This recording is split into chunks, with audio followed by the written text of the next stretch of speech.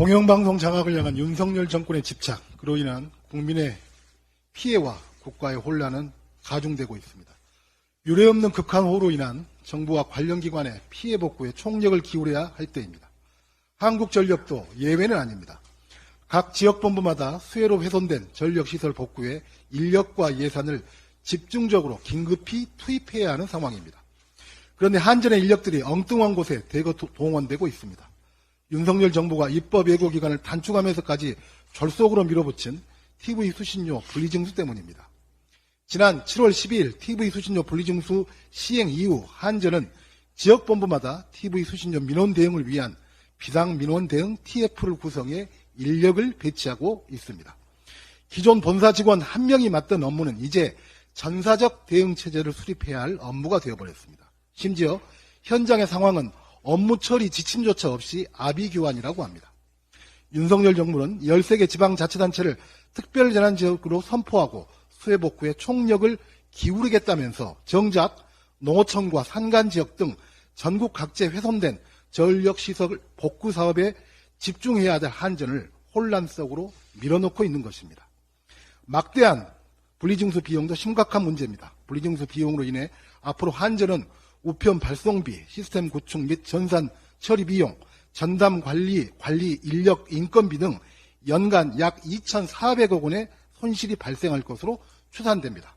참고로 이 추정 손실액은 윤석열 정권이 출연금 삭감 등 정치 탄압의 희생양으로 삼은 한국에너지공대가 2022년 한전으로부터 받은 출연금 약 300억 원의 무려 8배나 되는 금액입니다. 탈원전이 한전의 부실을 초래한다면서 전기요금을 인상하고 한전 적자 구조를 3년 안에 탈피하겠다는 윤석열 정부가 오히려 매년 2천억 원 이상의 손실을 한전에 떠안기고 있는 형국입니다. 그뿐만 아닙니다. 수능 킬러 문항을 배제하고 EBS 연계 체감도를 높이겠다라고 하지만 이미 1년 넘게 비상경영 체제를 가동하고 있는 EBS TV 수신료 분리징수로 인해 그나마 안정적인 재원인 수신료 수입마저 감소할 처지에 놓였습니다. 공교육 과정 내에서만 수능을 출제하라고 지시한 대통령이 정작 교육방송인 EBS를 고사시키는 황당한 일이 버젓이 벌어지고 있는 것입니다. 교육기계 평등과 사교육비 감축 등의 역할을 해야 할 교육방송은 윤석열 정권의 방송 장악 시도에 새우등 터지듯 초토화되고 있습니다. 재난 피해가 발생할 때면 어김없이 경고 시스템 구축을 하겠다거나 사전에 위험을 차단할 수 있는 대책을 세우겠다는 약속을 남발하면서도 재난방송을 주관하는 공영방송의 첨단 장비 예산을 보태주지 못할 망정 오히려 방송사의 존립을 흔들고 있습니다. 재난을 예방하고 피해를 최소화하는 일마저 민영화하겠다는 것과 다를 바 없습니다.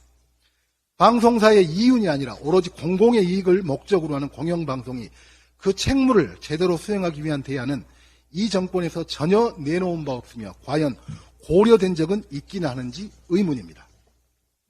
윤석열 대통령은 오늘 기어이 이동관 특보를 신임 방통위원장으로 임명할 것으로 보입니다.